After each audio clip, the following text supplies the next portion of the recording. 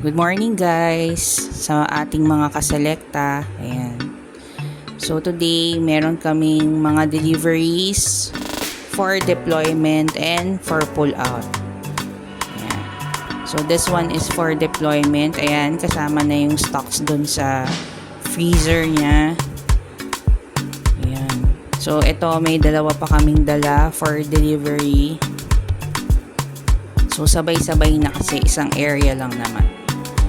Meron na rin siyang na-deliver ng morning. So, ito mga afternoon na namin ito dineliver. So, yung ng store. Ayan. Pangalawa, yung for deployment. Pangatlo, ayan, delivery ulit. And then, meron din kaming for pull out. Ayan. Matagal na namin siyang store. Kaso, iniba niya yung pwesto niya, so naglagay siya ng water station, so wala na siyang paglalagyan ng freezer. Ayun. So for pull out na siya.